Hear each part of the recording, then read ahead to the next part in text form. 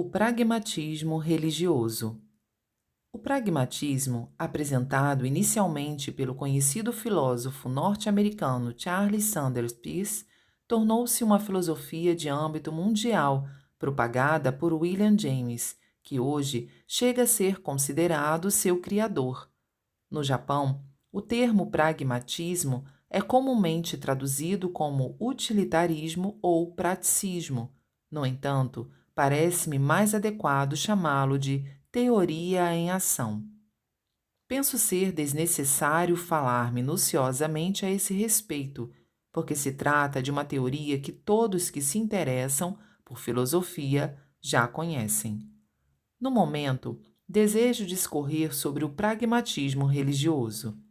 Já me referi anteriormente a seu respeito, mas torno a abordá-lo para uma compreensão mais aprofundada. Quando se menciona o pragmatismo religioso, temos a impressão de que todas as religiões tradicionais o estejam adotando.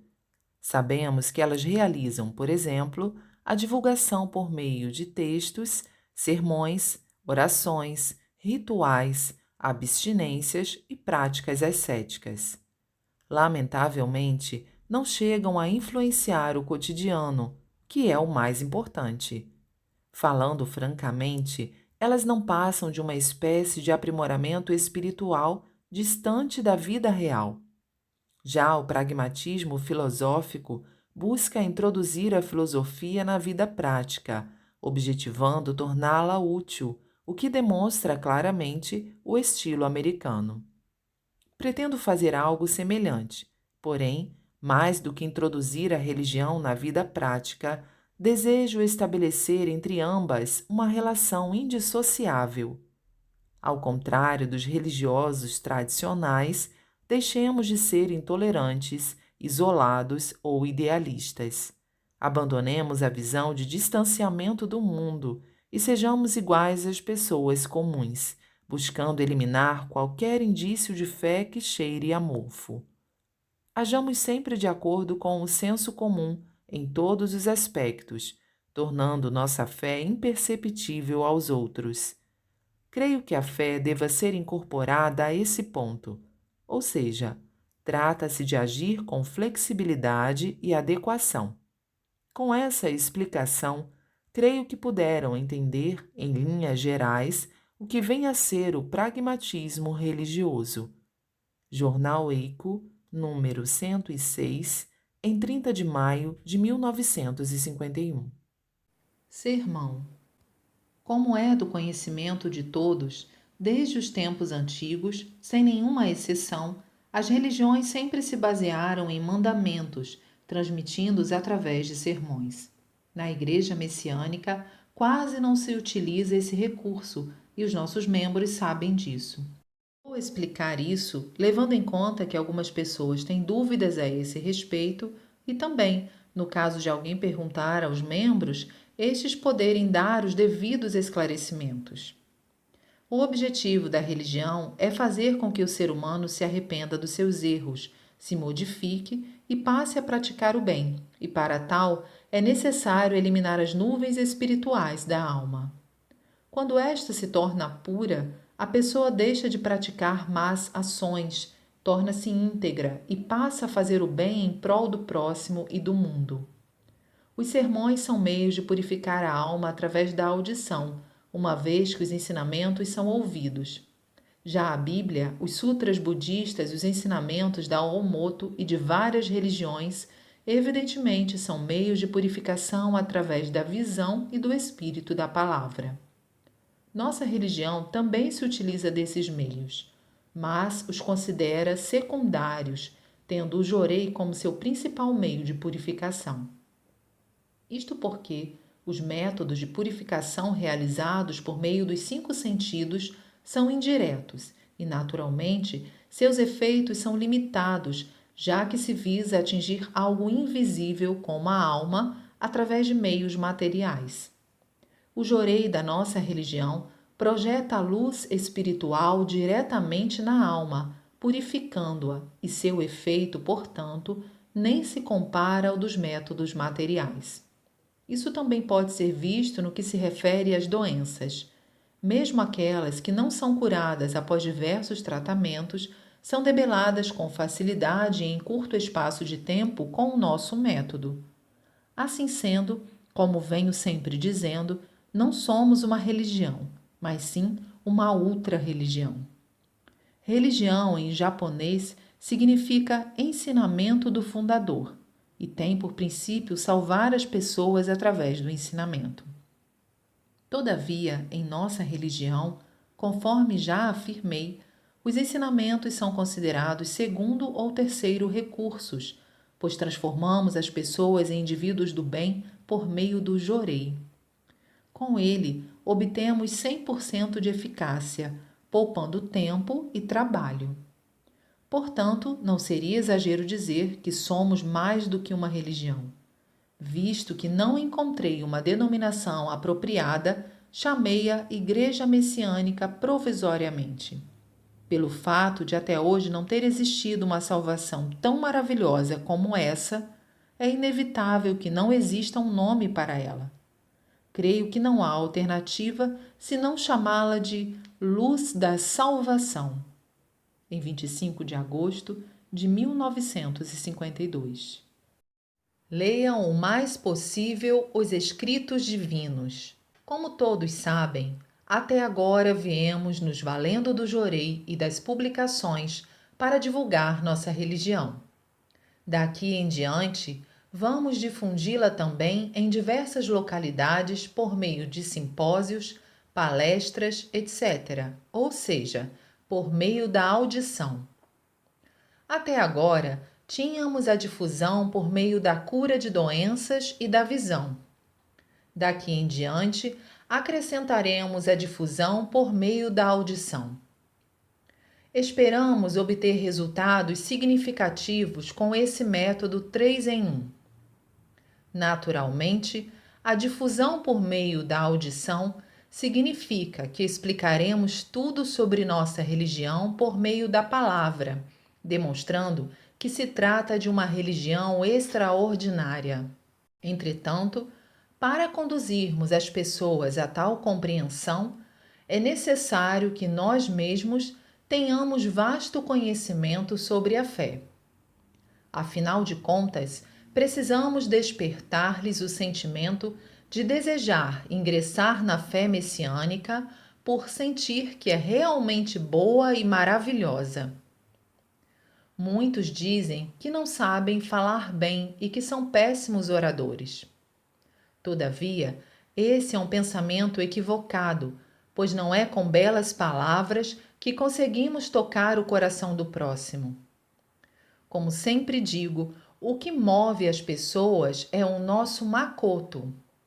É com ele que tocamos a alma do ouvinte, ou seja, nós a despertamos e a movemos. É só isso. Logo, falar bem ou não é uma questão de segunda ordem. Mesmo para sensibilizar as pessoas com nosso fervor e makoto, precisamos ter entendimento suficiente para tal.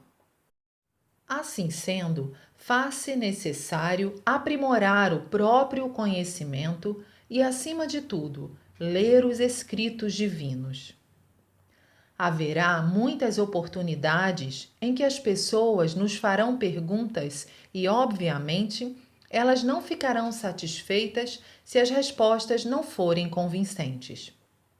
Por conseguinte, por mais difíceis que sejam essas perguntas, precisamos dar-lhes respostas convincentes. Devemos nos acautelar o máximo, pois há pessoas que, sob pressão, respondem com mentiras.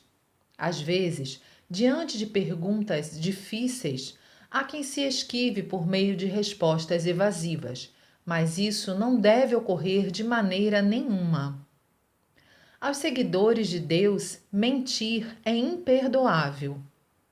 Caso não souberem responder, deverão dizê-lo francamente. No entanto, pelo receio de que, agindo assim, serão desprezados, costumam fingir que sabem. Procedendo dessa forma, o efeito será sempre o oposto. Por outro lado, quando se admite desconhecimento, a confiança se estabelece graças à sinceridade do outro.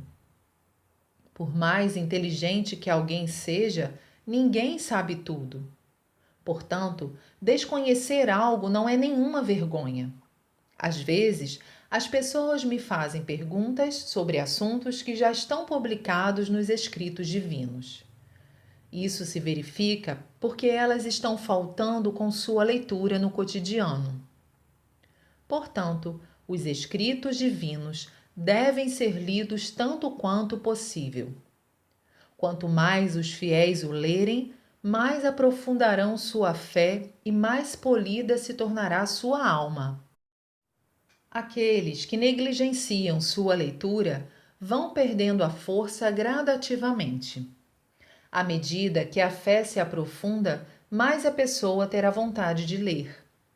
É bom que o faça repetidas vezes, até que os escritos se tornem parte do seu ser.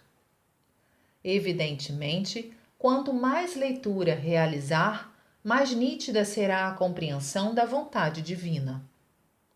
Gostaria de aproveitar a oportunidade para acrescentar outro ponto. Muitas vezes, no caso do jorei, há ministrantes que, embora não saibam a causa da doença, fazem ares de quem a conhece, o que é o mais repreensível. Tais pessoas, em especial, tendem a usar o subterfúgio de dizer que algo é espiritual quando não ocorre a cura esperada. Na verdade, é difícil determinar se a causa de uma doença é material ou espiritual.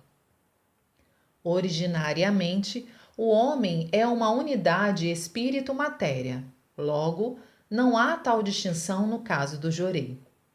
Isto porque, se o espírito se cura, o mesmo ocorre com a matéria e vice-versa.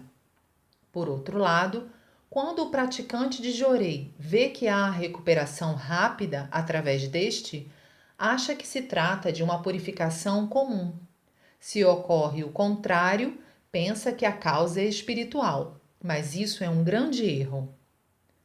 Tal postura assemelha-se à do médico, que atribui características de tuberculose a uma doença de difícil cura. Jornal Eico, número 80, em 29 de novembro de 1950. Alicerce do Paraíso, volume 4. Poema 93. Ainda que não represente nem a milésima parte das bênçãos que me concedestes, recebei esta oferta como símbolo de minha sincera gratidão. Vou curá-lo, por isso tenha gratidão. Ou, se eu for curado, quero ter a permissão de ingressar na fé. Dizer isso ainda é tolerável. Há também quem diga: se eu sarar, farei o favor de ingressar na fé. Nesse caso, não se sabe quem é superior. Na verdade, agradecer depois de ser curado é o mesmo que utilizar Deus como empregado, pagando-lhe um salário. Fez esse trabalho, por isso vou lhe pagar determinada quantia. Com tal procedimento, até mesmo Deus virará as costas. Esse é um ponto realmente difícil. Por outro lado, a oferta monetária não deve ser recomendada a quem não tem sido muito agraciado. No passado, dentre os missionários de certa religião, alguns costumavam dizer às pessoas que estavam sofrendo com doenças que elas seriam salvas se oferecessem certa quantia. Houve casos em que a pessoa ofertava a quantia pedida, não sarava e acabava morrendo. Nessas ocasiões, eu dizia que aquilo não era obra de Deus, mas dos seus mensageiros, os quais estavam cometendo fraudes. O correto é a pessoa, após ter recebido a graça, oferecer o donativo com o verdadeiro sentimento de gratidão. Não se deve levá-la a fazê-lo de forma automática ou por imposição. Esquecer as graças alcançadas, inclusive a vida salva, e gastar muito dinheiro em coisas fúteis, oferecendo pequenas quantias como agradecimento, está fora de lógica. Conforme afirmei outro dia, é preciso estar de acordo com a lógica. Coletânea de Ensinamentos, volume 22, em 27 de maio de 1953. Poema 144. Sinto-me imensamente feliz, pois estou no caminho do paraíso. Meu passado, que parecia um inferno, desvaneceu-se como um sonho. Quando salvamos um grande número de pessoas e somos úteis a Deus, nossos pecados e impurezas vão desaparecendo. Sem eles, deixamos de purificar. As diversas calamidades, os sofrimentos vão acabando. Assim, começamos a sentir paz interior e entregamos as preocupações a Deus. Contudo, não é fácil obter a paz interior de uma hora para outra. É preciso que a pessoa se purifique o suficiente. Se ela entender isso, acreditar verdadeiramente e haja o que houver, não se abalar o mínimo que seja, significa que alcançou a paz interior. Mesmo que esteja sofrendo um pouco, encarará isso como purificação e, dessa forma, suas toxinas diminuirão. É por esse motivo que as pessoas que ingressam na Igreja Messiânica geralmente têm alcançado a paz interior. No entanto, como a purificação é muito forte, alguns fiéis vacilam pensando: por que isso está acontecendo comigo? É natural que pensem assim, pois são seres humanos. Se ao menos compreenderem a causa, serão capazes de ultrapassar o sofrimento facilmente. No meu caso, por exemplo, quando fui maltratado pela polícia no ano passado, cheguei a pensar: na realidade, Deus não precisava chegar a tal ponto. Por outro lado, refleti: por ter uma missão grandiosa, é natural que eu sofra mais que as pessoas em geral. Registro de Orientações, volume 4, em 5 de novembro de 1951. O pão nosso de cada dia, o alimento espiritual do cotidiano. Volume 2. O pensamento dágio e o pensamento shoujo em relação à dedicação. Um perigo é acreditar cegamente no que as pessoas dizem. Por essa razão, mesmo que achemos correto o que elas afirmam, primeiramente devemos analisar se está ou não em conformidade com os propósitos de Deus. No caso de achar que algum ponto não está de acordo, devem ler e consultar os escritos divinos, pois a maioria dos assuntos poderá ter resposta em alguma parte dos mesmos. Baseados neles, é que devem tirar uma conclusão. Há muitas pessoas que se equivocam nesse ponto.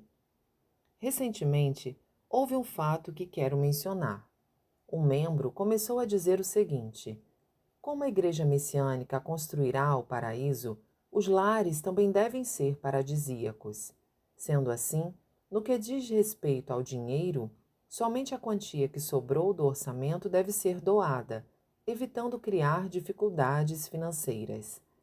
Ainda segundo sua afirmação, este seria o procedimento correto, pois assim não se sofreria monetariamente. Doar dinheiro em condições financeiras difíceis significa a criação de outro sofrimento, e isso não estaria de acordo com a vontade de Deus. É uma afirmação que se baseia no antigo ditado: a fé só nasce quando se vive com tranquilidade. Um membro, ao ouvir tal argumentação, ficou impressionado, e então esse ponto de vista foi se espalhando. No final, chegaram a dizer que os lares não se tornavam paradisíacos porque o dinheiro era doado com sofrimento. Então, outro membro começou a dizer que Deus está atualmente precisando de muito dinheiro. Logo, mesmo passando por um pouco de dificuldade, devemos ofertá-lo. Então, criou-se uma divergência entre esses dois discursos. Não sei por que motivo a primeira sempre ganhava da segunda. Dado que a situação continuava confusa, chamei as partes e disse-lhes o seguinte: a primeira afirmação, de fazer com que o lar não passe por dificuldades, está certa. De fato, é isso mesmo. Também está correta a segunda afirmação, que Deus está precisando de muito dinheiro e que é preciso ofertar dinheiro a todo custo, por maior que seja o sofrimento, para construir o quanto antes o paraíso terrestre e salvar o mundo. Ambas estão corretas. Só que uma é Daijo e a outra é Shoujo. A primeira é um pensamento Shoujo, a segunda um pensamento Daijo. Então, no segundo caso, será que as pessoas passarão por dificuldades por ofertarem dinheiro? Obviamente que não. Se for um Deus que, embora lhe ofereçam dinheiro, deixe a pessoa no estado de sofrimento, é melhor deixar de adorá-lo. Experimente doar em meio a algum sofrimento. Ofereça com a deliberada intenção de passar por dificuldades. O valor doado retornará multiplicado por 10. Longe de passar por dificuldades, o dinheiro retornará a você abundantemente. Falando-lhes dessa forma, ambas as partes entenderam. Principalmente as pessoas de pensamento shoujo compreenderam bem e outro dia vieram pedir-me desculpas. Estamos sujeitos a esse tipo de acontecimento. Por esse motivo, achando que seria interessante que os senhores também soubessem da existência de problemas dessa natureza, referi-me a eles aqui. Coletânea de Ensinamentos, número 11, em 7 de junho de 1952.